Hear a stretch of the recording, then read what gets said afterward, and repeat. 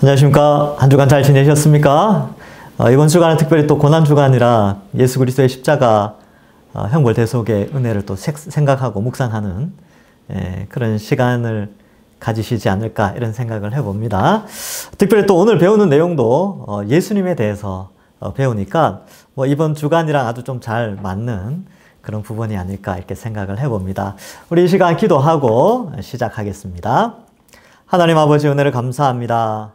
이 땅에 성자 예수님을 보내어 주시고 그 예수님의 십자가 형벌 대속의 은혜로 말미암아 우리를 구원하여 주신 은혜 감사합니다.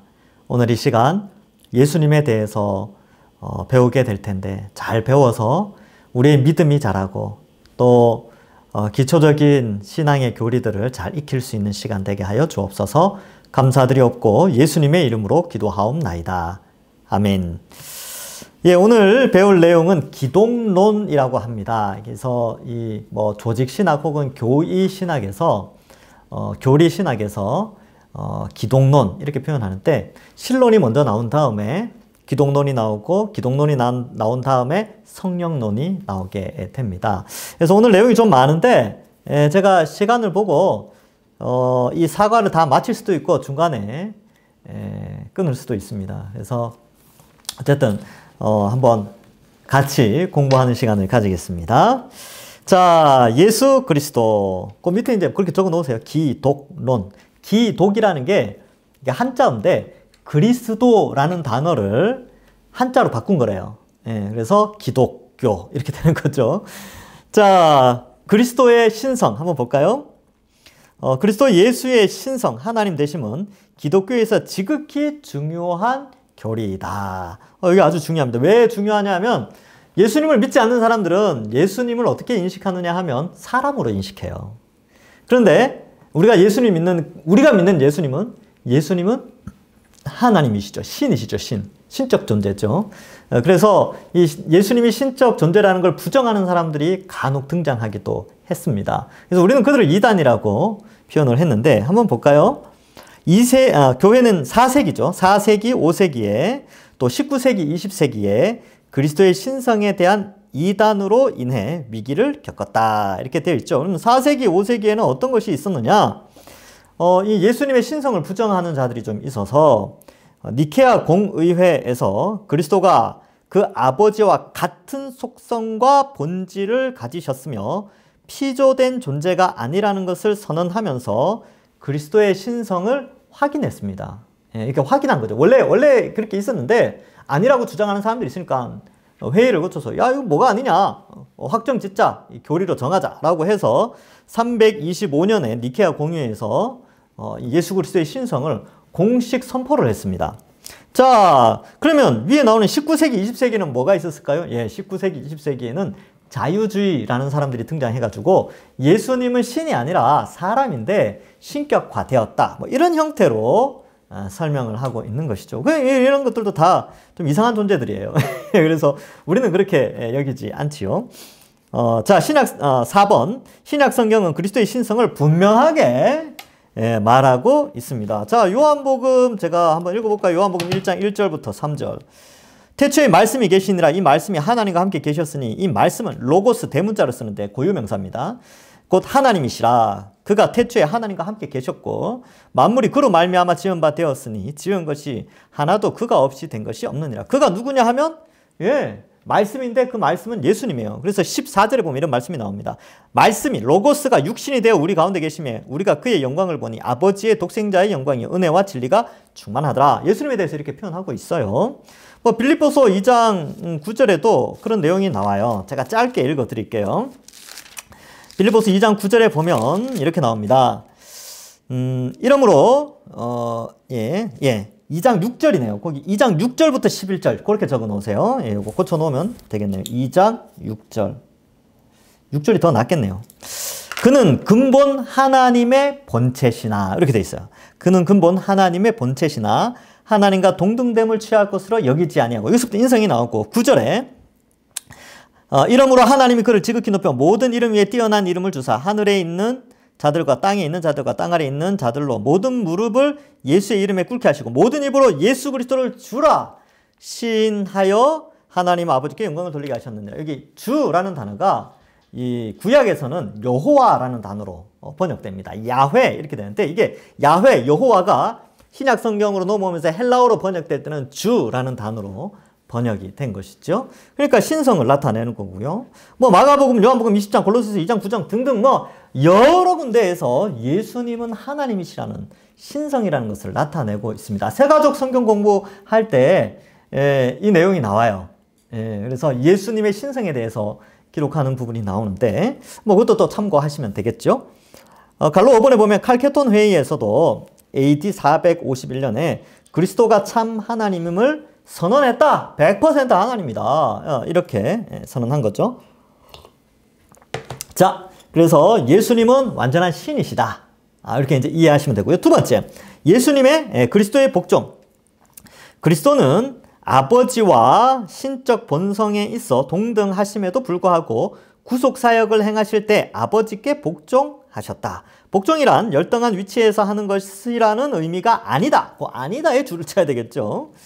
그리스도의 복종은 자발적인 것이었다. 이게 이제 창조 전에 온 우주 만물을 짓기 전에 하나님께서 하나님 나라를 계획하시죠. 그러면서 그의 백성이 범죄했을 때 구원 계획까지 다 세워 놓으신 거죠. 그래서 에베소서에 보면 창세 전에 이런 표현이 나와요. 그래서 이러한 것들은 그리스도께서 창세 전에 이미 우리의 죄를 대속하기 위한 계획을 다 세우시고 그것에 순종하시는 그런 계획들이 다 돼 있었어요. 그래서 때가 참에 예수님이 이 땅에 오신 것이죠. 그래서 예수님의 그리스도의 복종은 자발적인 것입니다. 강제적인 거나 힘에 의한 것이 아닌 것이지요. 완전한 순종으로 말미암아 그리스도는 자기 백성의 죄를 짊어질 수 있는 자격을 갖게 되었고 구속받은 자에게 약속된 하늘의 상을 얻게 하셨다. 여기 이제 그 구원자의 자격을 이제 이 세가족 성경 공부에서는 세 가지로 설명을 했죠. 첫 번째 신성, 두 번째 인성, 그 다음에 의인됨. 그래서 지금 1번이 신성이죠. 3번이 인성이에요. 4번이 죄 없으심, 의인되심이에요. 그래서 이러한 조건이 갖추어져야 완전한 구원자가 된다는 것이지요. 그래서 완전한 순종으로 말미암아 요거는 이 완전한 인간 되심과 죄 없는 의인 되심을 설명하는 표현입니다. 그리스도는 자기 백성의 죄를 짊어질 수 있는 자격을 갖게 되었다. 구속받은 자에게 약속된 하늘의 상을 얻게 하셨다. 아버지, 아들의 구속 사업을 위해 일하십니다. 예, 아버지의 구속 사업을 위하여 복종하십니다. 그래서 성부 하나님이 일하시고 성자 예수님은 복종하시고 그래서 우리의 구원을 위하여 십자가에 달려 죽기까지 순종하신 것이지요. 자, 그래서 그리스도의 인성에 대해서도 한번 살펴보겠습니다. 자, 예수 그리스도의 인성. 예수님은 참 하나님이시며 참 사람이시며 참 하나님이시라는 것과 그리스도의 이 두 가지 본성은 연합되어 혼합되거나 혼동되거나 분리 혹은 불일치 없이 각각의 본성을 그 자신의 속성으로 가지신다. 이게 무슨 말이냐면 여러분 적어 놓으세요. 거기다가 100% 하나님, 신성이 있죠. 그리고 100% 사람, 그걸 인성이라고 합니다. 그런데 성경에 보면 하나님이시고 또 사람이심을 동시에 다 나타내거든요. 근데 어떤 이단들이 나타났냐면 아니다. 이렇게 해가지고 요 정도는 신성, 요 정도는 인성, 요렇게 분리된다라고 하는 이단, 그 다음에 이렇게 혼합되어 있다라고 하는 이단들이 등장했죠. 그렇게 했어요.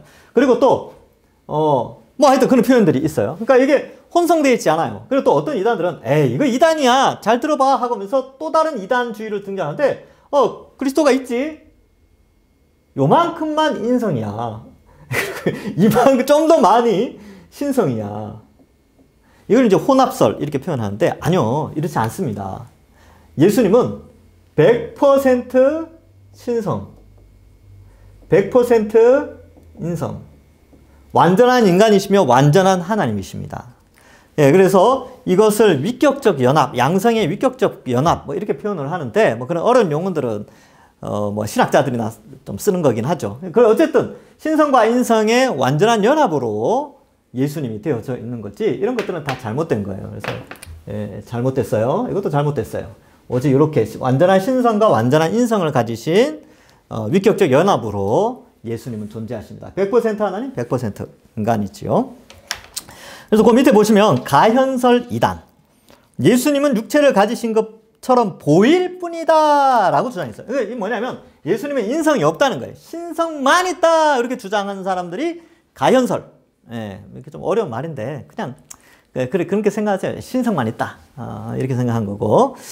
그 다음에 단성론 이단들이 있는데 신성이 인성보다 우월하게 혼합되어 있다고 주장하는 거예요. 요거. 여기 이제 단성론 이단. 이것도 단성론 이단에 들어가긴 합니다. 그 범주 안에 들어갔죠. 그래서 혼합되어 있다고 주장하여 신성과 인성에 동시에 부정했다. 그러니까 이렇게 혼합되어 있으니까 완전한 신은 아니야. 좀 부족한 신. 완전한 인간은 아니야. 좀 부족한 인간. 이렇게 이해를 하는 거죠. 예. 여러분 왜 이게 이렇게 되면 안 되냐면 구원의 조건 중에 신성. 하나님이어야지. 완전한 하나님이어야지 전인류, 시공을 초월한 전인류를 어때요? 구원할 수 있죠. 이게 신성을 가져야 시공을 초월한 공간과 시간, 공시라고는 하지 않죠. 보통 시공이라고 하죠. 그죠? 시간과 공간. 그래서 시간과 공간을 초월하여 신적인 능력으로 구원을 일으킬 수가 있어요. 구원자는 신성을 가져야 됩니다. 근데 100% 신이어야 되겠죠. 어중간한 신은 안 돼요. 예. 그 다음에 인성을 가져야 되죠. 인성. 100% 인성을 가져야 돼요. 왜 인성을 가져야 되냐면 대신 죽음이 가능해지기 때문에. 죽음이라는 것 때문에 그래요. 인성을 가지고 있지 않으면 죽을 수가 없죠. 그래서 100% 인성을 가져야지 대신 죽을 수 있어요. 이걸 형벌대속이라고 하는데 형벌대속. 그래서 완전한 인간이어야지 완전한 인간의 죄를 대신할 수가 있다는 거예요. 그 다음에 의인. 죄가 있으면 어떻게 돼요? 자신의 죄 때문에 지옥 가잖아요. 그러니까 대신하려면 죄가 없어야 대신 죽을 수 있는 자격이 갖추어지는 거예요. 그래서 조건은 의인이어야 되죠. 죄 없음.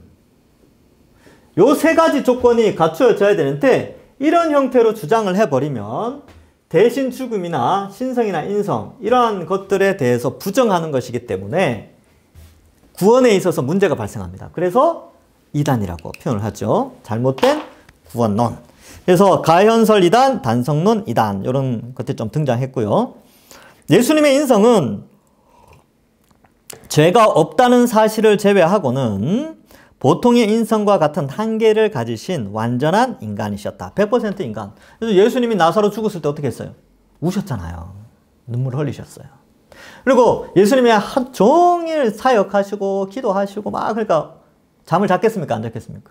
주무셨죠. 여러분 하나님은 졸지도 않고 주무시지도 않잖아요. 근데 예수님은 인간의 몸을 가지셨기 때문에 피곤하셔서 주무셨다니까요. 그래서 파도가 막 쳐도 얼마나 피곤했는지 그냥 주무셨어요. 제자들은 막 죽겠다고 그러는데 예수님은 뱃머리에 머리 대고 주무셨다니까요. 얼마나 피곤했으면. 예. 그런 겁니다. 그리고 그러니까 이 100% 인간이어야지 대속이 가능한데 형벌 대속 중에 뭐가 있어요? 이 형벌이라는 게 죽음과 지옥 고통이죠. 지옥 고통은요, 인간이, 고통이라는 것은 인간이 당하는 거죠. 그러니까 예수님이 십자가에 못 박히실 때 아팠겠습니까? 안 아팠겠습니까? 당연히 아팠죠, 당연히. 인간이시니까. 왜? 형벌 중에 고통의 형벌이 있거든요. 근데 이 고통을 그대로 다 받으셨죠. 십자가에서. 예. 수치 다 받으셨죠. 예. 가시면류관 쓰시고 얼마나 아팠겠습니까? 100% 인간이죠. 근데 가현설주의자들은 어떻게 생각하냐면 아 예수님 십자가에 못 박히신 거 그냥 모양만 그랬지 신성으로 가득했기 때문에 안 아팠어. 이렇게 주장하는 거예요. 예. 그래서 이런 것들이 다 잘못됐어요. 100% 인간이셨다. 구속의 이중적 교환. 우리의 죄, 형벌이죠, 형벌. 형벌은 죄는 예수님께 죄와 그와 관련된 죄의 형벌들 이 모든 건 다 예수님께 전달되어졌고요. 예수님의 의 완전한 순종으로 말미암아 의는 우리에게 전달이 되어졌습니다. 이걸 의의 전가라고 하죠. 그래서 우리의 죄는 예수님께, 예수님의 의는 우리에게. 요걸 좀 어려운 말로 이중전가라고 표현합니다. 그래서 우리는 전가 교리를 믿어요. 그러니까 이러한 은혜죠, 은혜. 이런 전가 교리는 은혜예요. 전자, 전가, 전하여져서 더하여진다 이런 뜻입니다. 자, 그 다음 그리스도의 죄 없으심. 이거는 이제 요거죠. 의인 되심. 자, 그리스도의 죄 없으심. 구원의 필수적 요소. 죄 없으심. 그리스도가 흠 없는 어린 양이 아니었다면, 만약에 이제 죄가 있었다면, 그 누구의 구원도 이루실 수 없을 뿐더러 그 자신도 구원자를 필요로 하는 처지가 되었을 것이다. 그러니까 당연히 죄는 없으시죠. 그리스도가 십자가상에서 짊어지신 수많은 죄들은 완벽한 희생 제물을 요구했다. 대속 제물이에요. 형벌 대속의 제물. 그래서 속죄 제물로 죽으셨죠. 자, 그래서 소극적 죄 없으심과 적극적 죄 없으심. 소극적 죄 없으심이라는 것은 그는 하나님의 거룩한 법을 한 번도 어기지 않으셨다. 할례, 율법 다 받으셨고요. 그리고 유대인들의 기본적인 그런 것들도 다 지키셨어요. 물론 이 율법의 모든 의미를 다 성취하셨죠. 그 다음 적극적으로 죄 없으심. 이게 뭐냐면 하나님의 뜻을 완전히 온전히 다 이루시고 순종하셨어요. 뭐 그렇게 됐죠. 그러나 어때요? 죄가 없으시지만 그럼 시험이 없었느냐? 아니요. 시험이 있었죠. 죄의 유혹이 있었다니까요. 볼까요? 히브리서 4장 15절에 보면 우리에게 있는, 자 24페이지 제일 밑에입니다. 우리에게 있는 대제사장은 우리의 연약함을 동정하지 못하실 이가 아니요 모든 일에 우리와 똑같이 시험 받으신 이로되 죄는 없으시니라. 유혹이 있었다는 거예요. 육체를 가지고 있었기 때문에. 그런데 죄를 짓지 않으셨다. 이것을 말해주고 있습니다. 예수님의 시험은 자신의 죄된 욕망에서 나온 시험이 아니고 육체의 기본 욕구에서 나온 것입니다. 대표적인 것이 이제 배고픔이죠. 40일 동안 줄이셨어요. 광야에서. 근데 사탄이 와서 유혹을 하죠. 돌을 떡으로 먹어라. 근데 이제 사람은 떡으로 사는 자가 아니라 말씀으로 사는 자다. 그리고 이제 온천한 만물을 보여주면서 야 내가 이거 다 줄게. 그러니까 하나님께만 절해야 된다. 이거 뛰어내리라. 천사들이 받쳐주는 거 아니냐. 그러니까 시험하지 말라. 이렇게 되어 있잖아요. 그래서 하나님 모든 걸 다 줄 테니까 절하라 그럴 때는 하나님만 경배해야 된다. 그 다음에 뛰어내려야 했거든. 그러니까 시험하지 말라고 이야기를 하죠. 하여튼 그런 형태로 이제 모든 유혹을 육체의 기본적인 욕구에 대해서 다 유혹을 이기십니다. 그래서 시험 받으셨어요. 그리고 십자가 앞에서는 얼마나 고통받으셨습니까? 겟세마네 동산의 기도, 마태마가 누가복음의 기도를 보면 굉장히 힘들어 하셨다니까요. 그러나 끝까지 순종하시죠. 십자가를 거부하지 않으십니다. 자, 갈로 4번. 희생 제물의 자격으로 죄 없으심.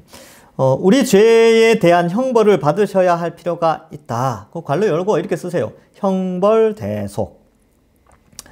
형벌을 받으셔야 할 필요가 있었어요. 그러니까 이걸 좀 설명을 해드릴게요.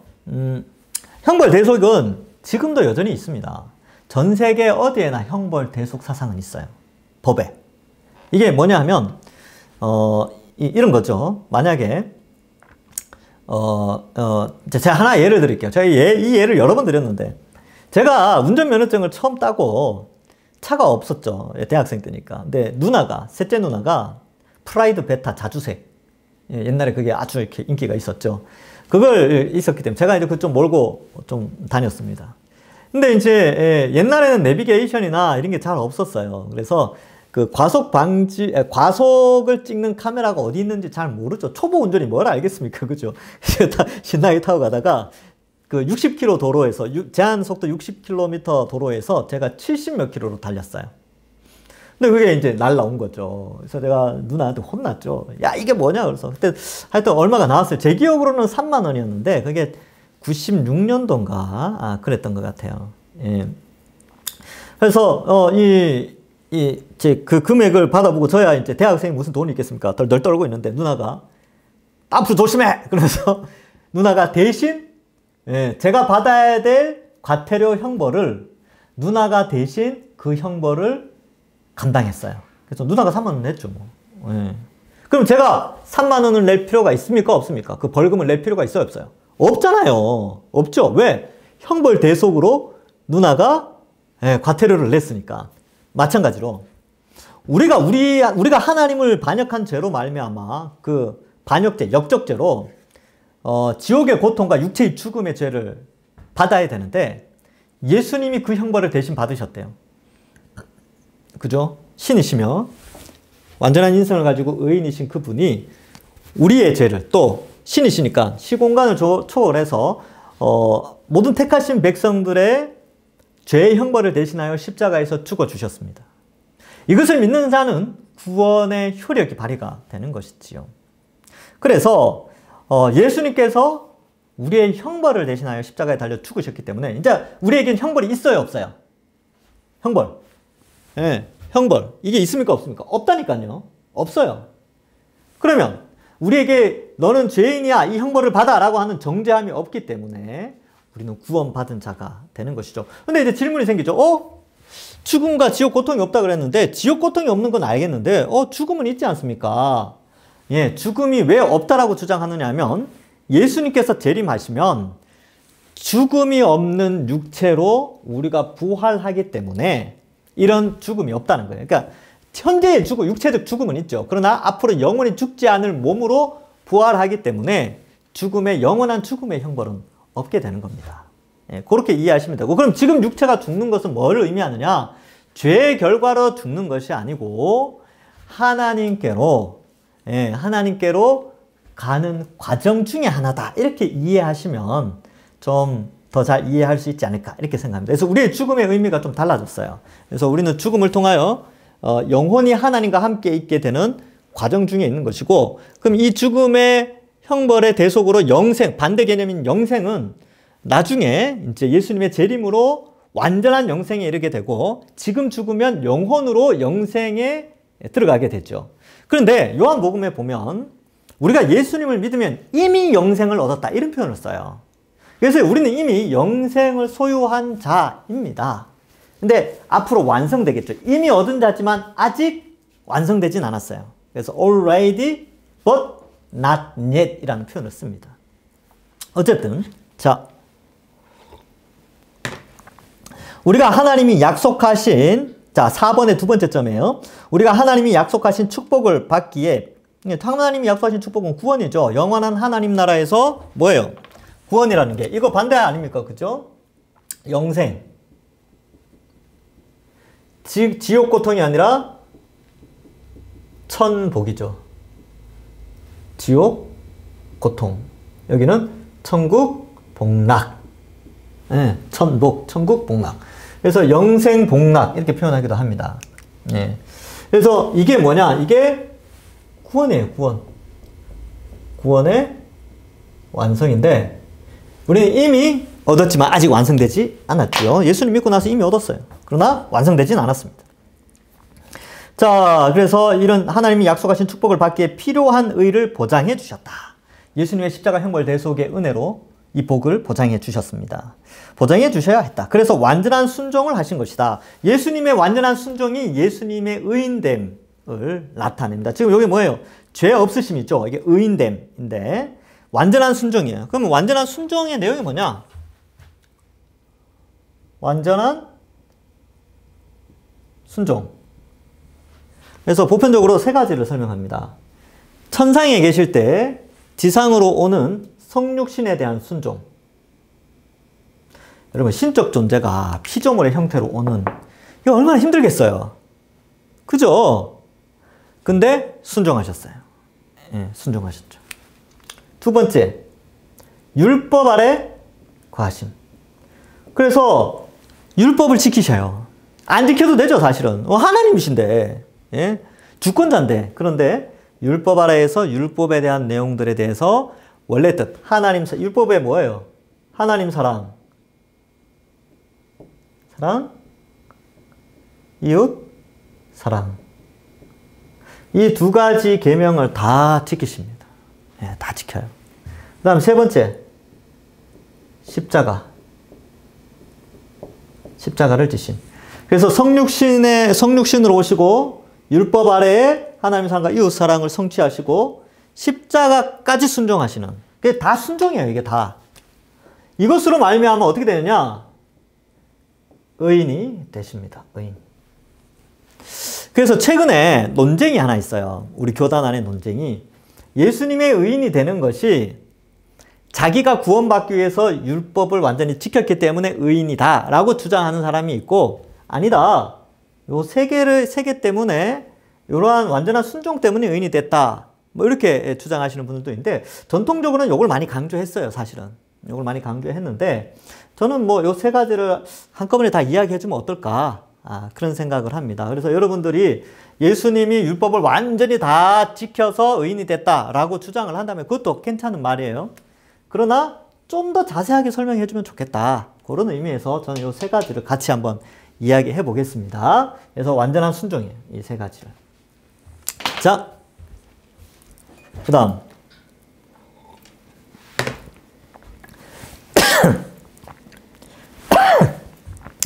동정녀 탄생. 물 마셨는데 사례가 걸렸네요. 동정녀 탄생 교리의 의미 한번 볼까요? 이것도 참 의미가 있어요. 예수님의 탄생이 육신의 아버지 없이 성령의 능력으로 말미암아 마리아의 태에 기적적으로 잉태된 결과다. 이렇게 되어 있습니다. 그래서 여자에게서 나심, 그가 참으로 인간이며 우리 중 하나같이 되셨다는 것을 보여준 실제적 사건이다. 이렇게 되어 있습니다. 여자에게 태어났어요. 많은 사람들이 와, 인간이구나. 몰랐죠. 신인지 다 인간으로 생각했겠죠. 여자의 몸에서 태어났으니까. 근데 마리아는 알죠. 요셉도 알아요. 마리아와 요셉은 알았죠. 하나님 뜻에 의해서 성령으로 잉태되었다는 사실을 아는 것이죠. 그리고 우리도 성령이 우리에게 임하셔서 이걸 믿게 하셨으니까 우리도 이제 아는 거예요. 예수님은 성령의 능력으로 잉태하셨죠. 그러니까 요셉과 마리아의 그 어떤 생물학적인 조건에 의해서, 그 연합에 의해서 생겨난 그런 인간이 아니고 하나님이 인간의 몸으로 마리아의 태를 빌려서 태어난 것이죠. 완전한 인간으로 오셔야 되니까. 그렇게 이해하시면 되겠습니다. 자, 여자에게서 나심했고 원죄 없이 태어나셨다는 것을 의미한다. 그러니까 남자와 여자가 생물학적인 방법으로 태어날 때는 원죄를 가지고 태어나는데 성령의 능력으로 태를 빌려서 태어났기 때문에 예수님은 죄가 없으십니다. 죄 없이 출생을, 그 마리아의 태에서 생물학적으로 태어나신 것이죠. 예수님은 원죄가 없어요. 그러나 생물학적으로 나중에 이제 예수님 동생들이 태어나잖아요. 걔네들은 죄송합니다. 걔네들이라 그랬어. 그 중에 야고보도 있는데 어쨌든 그 후로 태어난 사람들은 다 마리아의 동생들은 예수님의 동생들이죠. 마리아의 동생들이 아니고 예수님을 출생하고 나서 그 후로 태어난 마리아의 태에서 태어난 요셉과 마리아의 자손들은 다 원죄를 가지고 태어났죠. 예수님은 원죄가 없어요. 이런 차이점이 있죠. 그래서 동정녀 탄생은 원죄 없이 태어났다는 사실을 강조하고 있습니다. 그래서 중요한 거예요. 그래서 동정녀 탄생이 중요한 겁니다. 아시겠죠? 이걸 부정한다는 것은 원죄를 가지고 태어난 예수님으로 주장하는 것과 같아요. 아시겠죠? 예수님의 동정녀 탄생을 부정하는 것은 요셉과 마리아 사이에서 아이가 생겼다, 예수님이 생겨났다라고 주장하는 것은 예수님의 죄 없으심, 즉 무죄하심, 원죄가 없으심을 부정하는 것, 즉 성경의 교리에서 벗어나는 거기 때문에 이단 사상입니다. 아시겠죠? 자, 그 다음, 그러니까 동정녀 교리가 중요한 거예요. 두 번째, 신성과 연관됨. 당연하죠. 인간의 방식을 초월하여 인간으로 오시는 신성을 보여주신다. 누가복음 1장 35절에 천사가 대답하여 이르되 성령이 내게 임하시고 지극히 높으신 이의 능력이 너를 덮으시리니 이러므로 나실 바 거룩한 이는 하나님의 아들이라 일컬어지리라. 여기 덮으시리라 라는 표현은 창조 때 수면에 운행하시는 성령의 묘사와 같다. 제가 한번 읽어드릴게요. 창세기 1장 2절에 보면 이렇게 돼 있어요. 땅이 혼돈하고 공허하며 흑암이 깊음 위에 있고 하나님의 영은 수면 위에 운행하시니라. 이렇게 돼 있죠. 성령, 하나님의 영은 수면 위에 운행하신다. 이게 운행하신다라는 뜻이 이게 헬라어로 번역되는 것이 여기 나오는 덮으시다라는 단어와 같다는 거예요. 예, 그래서 보면 덮으시리니라는 표현은 창조 때 수면에 운행하시는 성령의 묘사와 같다. 그래서 성령의 역사하심과 운행하심과 덮으심으로 예수님이 인간의 뱃속에 잉태되신다. 그러나 이것은 시작을 의미하거나 창조를 의미하는 게 아니에요. 원래 창세전에 계시던 분이 인간에게 현현하는 방식이셨다. 신의 현현, 나타나심. 신의 나타나심은 동정녀 잉태와 탄생으로 성육신하신 그리스도를 통해서 절정을 이루셨다. 예. 구약에도 보면 신의 현현이 많이 나타납니다. 뭐 이렇게 천사를 통해서도 나타나고 직접 나타나기도 하고 음성을 들려주죠. 주로 이제 말씀을 하시죠. 신의 현현이 말씀을 통해서 나타나는데 구약에서는 메시지, 음성으로 신의 현현이 나타났다면 혹은 기적을 통해서 나타났다면 이제 신약 시대에 이 신의 현현의 절정이 뭐냐? 바로 예수 그리스도의 성육신입니다. 이 땅에 인간의 몸으로 오신 것이 하나님이 이 땅에 인간들에게 하나님의 나타내심의 절정을 보여준 거예요. 그러니까 빌립이 물었죠. 아유, 예수님 하나님 좀 보여주십시오. 그러니까 예수님, 야, 너 이때까지 봤지 않느냐? 이때까지 날 봤지 않느냐? 그렇게 말씀하시는 거예요. 나를 본 자는 아버지를 본 자다. 같은 신성을 의미합니다. 자, 그래서 절정을 나타냈다. 예. 그 다음 26페이지 6번입니다. 보겠습니다. 독생자이신 예수님. 요 표현이 뭘까? 독생자라는 표현이. 그래서 요것을 한번 좀 볼까요? 신성에 대한 오해. 아버지의 독생자. 요한복음 1장 14절. 요한복음 1장 14절에 보면 이렇게 돼 있어요. 말씀이 육신이 되어 우리 가운데 거하심에 우리가 그의 영광을 보니 아버지의 독생자의 영광이요. 은혜와 진리가 충만하더라. 이렇게 되어 있죠. 여기 이제 독생자 이렇게 되어 있는데 이 독생자에 대한 해석 때문에 많은 오해들을 좀 불러일으켰습니다. 이 골로새서 1장 15절에 보면 모든 창조물보다 먼저 나신 자 이런 표현이 있어요. 그래서 이런 표현으로 여호와의 증인이나 몰몬교에서는 예수님의 신성을 부정합니다. 이거 봐라. 독생자 이거 태어난 거 아니냐. 뒤에 나셨다라고 되어 있으니까 이건 만들어진 피조물 아니냐. 라고 하면서 여호와의 증인과 몰몬교에서는 예수님의 신성을 부정하죠. 그들은 단지 인간이 신성으로 신이 된 그러한 신으로 인정받았다라고 이렇게 생각을 해요. 그러니까 어떻게 됩니까? 이 몰몬교나 여호와의 증인은 창조 전에 예수님이 없었다고 생각하는 거죠. 그러니까 신성을 좀 부정해요. 이렇게 생각할 수도 있죠. 창조 전에 예수님이 있었지만 그 예수님도 그 옛날 그 시간을 초월한 어떤 시점에서 창조되었을 것이다. 이렇게 주장하는 것들이 주장하는 자들이 여호와의 증인이요 몰몬교 사람들이에요. 그래서 이단입니다. 그래서 그리스도의 신성을 부정하기 때문에 이들은 이단이다. 아시겠죠? 자, 아리우스 이단이 있었어. 이건 옛날에 있었습니다. 옛날에 아리우스라는 사람이 독생하신의 의미를 발생하다, 되다, 시작되다 라는 의미로 해석을 해버립니다. 왜냐하면 예수 그리스도를 시간에 제한받는 분으로 묘사했는데 창조물보다 먼저 나신 자라고 하여 피조물의 으뜸일 뿐이라고 주장하죠. 그러니까 이 천지 만물이 탄생하기, 아리우스가 이제 그렇게 주장한 거죠. 우주가, 지구가 생기기 전에 예수님이 만들어졌다. 그렇기 때문에 만들어진 예수님은 신이 아니고 피조물인데 다른 창조물에 비해서 먼저라는 표현 때문에 피조물이야. 그러니까 예수님 섬기면 안 돼. 이렇게 이제 주장을 한 이단이 아리우스예요. 그래서 그렇게 표현합니다. 그래서 이제 아리우스가 주장하기를 예수님을 섬기는 것은 피조물을 섬기는 것이기에 우상 숭배라고 주장을 했는데 이 표현은 예수님의 신성과 삼위일체를 부정합니다. 요 아리우스주의자들이 앞에 나왔던 여호와의 증인이나 몰몬교 쪽 사람들이에요. 그래서 얘네들은 사도신경 안 해옵니다. 왜냐하면 사도신경 안에는 성부, 성자, 성령을 다 하나님으로 묘사하고 삼위일체를 주장하기 때문에 이들은 사도신경을 인정하지 않죠. 그리고 성경의 일부만 제대로 믿어요. 그리고 예수 그리스도의 신성에 대해서는 부정하면서 그렇게 하는 것이죠. 여러분, 성경은 66권은 다 가르쳐야 되죠. 얘네들은 자기들의 교리가 맞지 않는 건 안 가르쳐요. 그러니까 이런 걸 안 가르치는 거죠. 이단이지 뭐. 그래서 신성과 삼위일체를 부정합니다. 나중에 다 이단으로 정제됐죠. 아리우스주의는. 그래서 이 독생자에 대한 해석을 오해하는 자들이 있죠. 그러면 뭐 어떻게 해석해야 됩니까? 밑에 나오고 있죠. 봅시다. 우선 아리우스와 달리 성경 66권에서는 그리스도의 신성을 굉장히 많이 이야기한다. 그래서 여기 지금 두 구절이잖아요. 그죠? 요한복음 1장 14절, 골로새서 1장 15절, 요 두 구절 가지고 이 시비를 거는데 엄청나게 많은 구절이 예수님의 신성을 이야기해요. 예. 그죠? 요한복음 같은 거 읽으면 요한복음은 끊임없이 예수님의 신성을 강조합니다. 왜냐하면 사도 요한이 요한복음을 쓸 때가 1세기 후반이거든요.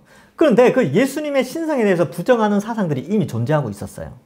그렇기 때문에 마태, 마가, 누가와 달리 요한은 예수님의 선제성, 신성을 굉장히 강조합니다. 그런 내용들이 많아요.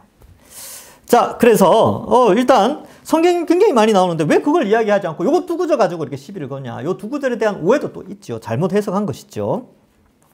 그런데 이 단어 하나로 그리스도의 신성을 부정하는 것은 성경 전체의 조화의 원리에 위배된다. 단어는 헬라어이지만 의미는 히브리어적이어서 헬라어 자체 의미로 독생을 규정할 수 없다. 그러므로 아리우스의 해석은 히브리적 사고에서 해석한 독생자가 아니라 헬라적 사고 방식에 의해 독생자를 해석했다. 즉, 그러니까 예수님의 독생하심이 그 구약의 개념으로 접근하지 않고 이 아리우스는 헬라 철학들 있잖아요. 예, 헬라 사상들 그런 거. 그런 개념으로 접근을 하다 보니까 오해를 해서 이단이 된 것이죠. 이제 세 번째 점, 독생은 영어로 only보다 더 강한 헬라어 모노, 유일한 이런 뜻이에요. 유일한 의미로 예수님의 그 나심에 있어서 유일하시고 독자적임을 의미한다. 그래서 이 나심이라는 게 창조된 나심이 아니라 존재하는 방식이죠. 존재함. 그래서 유일하게 존재하시는 신적 존재임을 나타내고 있습니다. 이 표현이 좀 어렵게 되어 있는데 어쨌든 이 정도까지 설명을 할 수 있다는 거예요.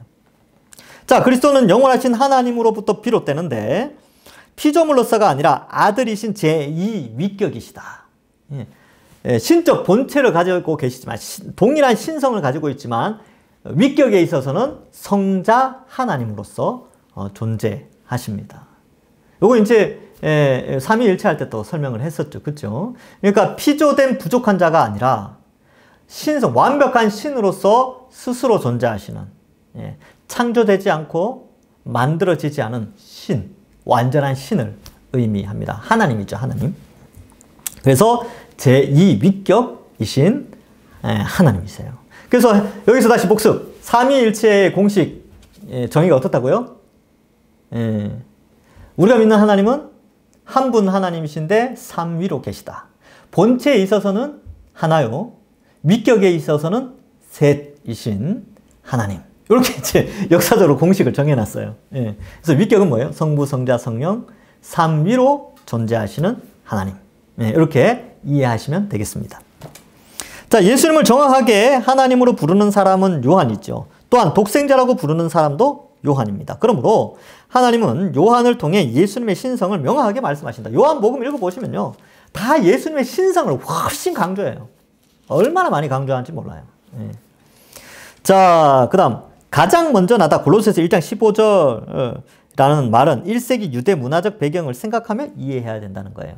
그러니까 구약적 배경과 1세기 유대 배경을 통해서 이 단어를 해석해야 되지 헬라 철학의 영향을 받아서 해석하면 안 된다.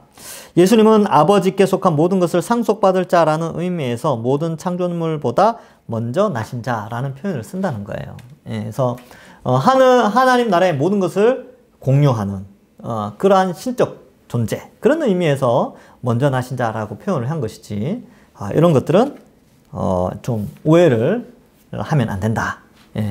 이렇게 좀 생각해 볼 수 있습니다. 이 부분은 나중에 또 더 잘 설명할 수 있는 때가 올 것 같아요. 제가 좀 더 연구를 해서 그렇게 한번 해봅시다. 여기 길어요. 이 이야기 하려면. 골로새서 1장 15절은.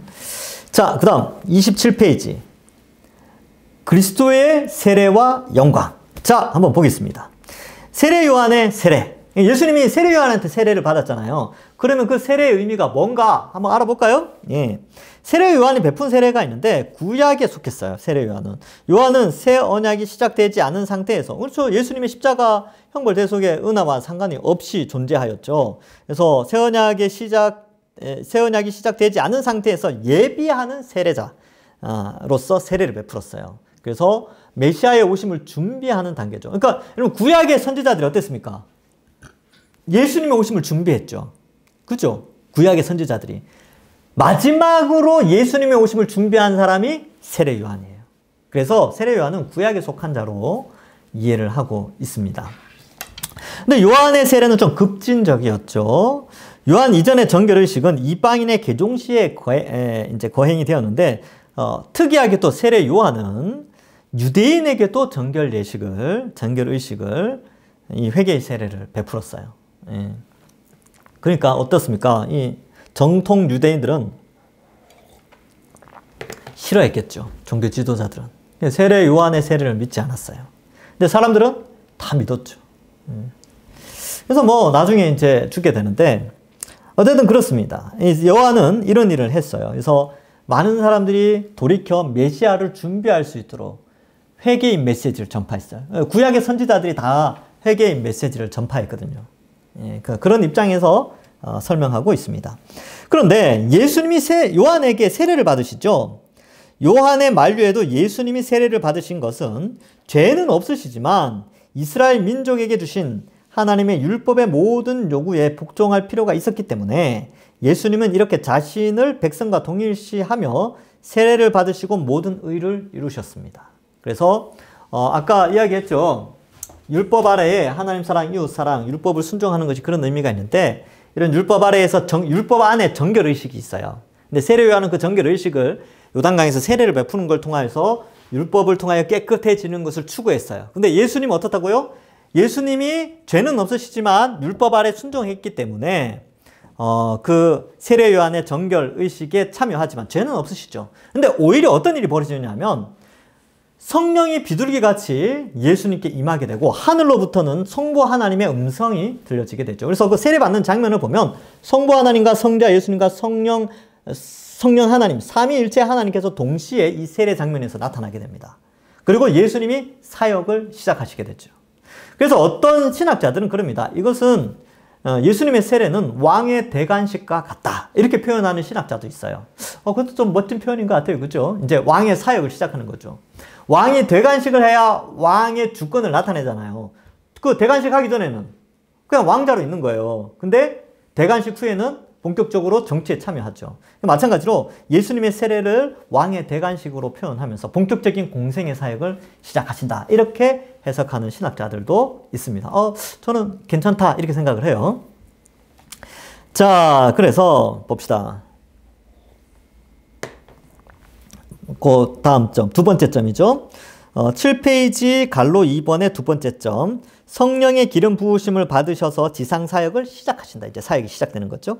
그리스도라는 말은 기름 부음을 받은 자라는 뜻이다. 예수님께서 세례를 받으실 때 성령의 기름 부으심을 받았고 이사야 61장 1절의 메시아 사역을 이행하신다. 그럼 제가 한번 읽어봐야죠. 뭐. 예, 그죠. 이사야 61장 1절. 어떤 멋진 말씀이 나올까요? 기대되지 않습니까? 제가 읽어드릴게요. 주 여호와의 영이 내게 내리셨으니. 오, 멋지죠? 예, 이렇게 세례 받으실 때 성령이 비둘기같이 오셨잖아요. 주 여호와의 영이 내게 내리셨으니 이는 여호와께서 내게 기름을 부으사 가난한 자에게 아름다운 소식을 전하게 하려 하심이라. 나를 보내사 마음이 상한 자를 고치며 포로된 자에게 자유를, 갇힌 자에게 노임을 선포하며. 이렇게 기록되어 있어요. 그러니까 요 세례를 받으심으로 말미암아 이사야 61장 1절의 말씀을 성취하셨다라는 것입니다. 그래서 예수님이 회당에 들어가서 이거 읽으세요. 이거 쭉 읽고 나서 오늘날 너희에게 임하였다. 이렇게 이제 성취되었다. 이렇게 말하죠. 그러니까 사람들이 깜짝 놀랐겠죠. 뭐. 자, 어쨌든 사역을 이행하십니다. 자, 그리스도의 영광. 영광은 하나님의 초월적인 위엄과 빛나는 광채와 연관된다. 결정적인 순간에 예수님의 신성의 광채가 그의 인성의 외투를 뚫고 갑자기 드러난다. 우와, 이 표현이 멋지지 않습니까? 예, 신성의 광채가 인성의 육체를 뚫고 나타날 때가 있다는 거예요. 그리스도의 영광, 신적 속성의 영광이 나타날 때가 있다. 언제 또 나타나냐 하면 변화산 사건 때 보면 변화산 사건 때 예수님의 옷이 너무 휘어가지고 너무 빛나는 흰색을 띠고 있었기 때문에 인간이 그 어떤 것으로 세탁해도 그와 같이 희게 할 수 없었어요. 신적 영광이 드러난 사건이죠. 변화산에서 엘리야와 모세가 구약의 대표자들이잖아요. 그래서 나타나서 이제 예수님과 대화하는 장면이 나오는데 그때를 설명하는 거예요. 변화산 사건. 변화는 한계, 즉 장애물을 뛰어넘는 것이다. 예수님께서 변화되실 때 예수님에게서 빛나는 광채가 비쳤다. 이 광채는 참으로 장애물을 넘어 눈에 보이는 현현이었다. 그러니까 신적 광채가 나타났다는 것이죠. 이 영광이 나타난 거예요. 모세 얼굴의 광채는 반사된 광채이지만 모세가 율법 받으러 이제 시내산에 올라가서 내려올 때 얼굴에 빛이 났어요. 사람들이 막 무서워하니까 수건 둘러쌌거든요. 그건 반사된 거예요. 반사된 것만 봐도 그렇게 사람들이 막 두려워하고 막 그러는데 예수님의 광채는 그 존재 자체. 예수님이 발광체예요. 모세는 반사체였죠. 예수님은 발광체. 스스로 빛을 내는 그런 분이시죠. 그래서 요한계시록 21장 23절에 보면 이런 말씀이 나옵니다. 그 성은 해나 달의 비침이 쓸데없으니 이는 하나님의 영광이 비치고 어린 양이 그 등불이 되심이라. 이렇게 말씀하죠. 어린 양이 예수님인데 예수님이 등불이 되신대요. 이게 이제 약간 상징적인 표현인데 그 광채가 찬란하다는 거죠. 실제적일 수도 있고 상징적일 수도 있는데 실제적이면서도 상징적이고 저는 좀 실제적인 걸로 좀 봐요. 예수님 재림하시면 어떨까요? 뭐 얼마나 빛날까요? 근데 우리 눈이 부시지 않지만 신적 영광으로 빛나는 그 예수님의 모습. 와, 주님 빨리 오셨으면 좋겠어요. 어제 구름이 많이 꼈더라고요. 제가 이제 차 타고 가면서 봤죠. 오늘 오시려나? 제가 요즘 이제 그런 생각을 많이 해요. 주님 좀 빨리 오셨으면 좋겠다. 그래서, 하여튼 구름 낀 날은 한 번씩 하늘을 봅니다. 어떤 사람은 그래요. 직업병 아닙니까? 이렇게 이야기하는데, 직업병은 아니고, 그냥 이제 성경을 늘 가까이 하다 보면 그냥 주님 오실 날이 곧 가까운 것 같아요. 그렇게 삽니다. 자, 그 다음, 그리스도의 승천과 그런 내용들인데, 내용이 좀 길죠? 그래서 오늘은 여기까지만 하겠습니다. 여기까지 하고, 한 45분 강의를 했는데, 다음번에, 성령 파트가 조금 짧기 때문에, 성령도 좀 길긴 하네요. 다음 주에는, 기독론 남은 거, 그 다음에 성령론 절반, 그 다음에 성령론, 뭐 이렇게 해서 이렇게 공부를 하도록 하겠습니다. 어쨌든 수고하셨습니다. 우리 다음 주에도 그리스도의 승천에 대해서 함께 승천, 중보자, 삼위, 세 가지 사역 함께 공부하도록 하겠습니다. 기도하겠습니다. 하나님 아버지 은혜를 감사합니다. 우리를 택하시고 구원하여 주셔서 예수님 믿게 하시고 또 특별히 오늘 이렇게 예수님에 대해서 알아갈 수 있는 시간을 가지게 하시니 감사합니다. 우리가 이런 교리들을 살피면서 참된 진리를 추구하고 또 말씀을 읽을 때 이런 교리들이 잘 적용되어져서 말씀을 바르게 이해하는 그리하여 바른 신앙으로 잘 자라나는 저희들 다 되게 하여 주옵소서. 감사드리옵고 예수님의 이름으로 기도하옵나이다. 아멘. 수고하셨습니다. 우리 다음 주에 또 기쁜 마음으로 뵙도록 하겠습니다.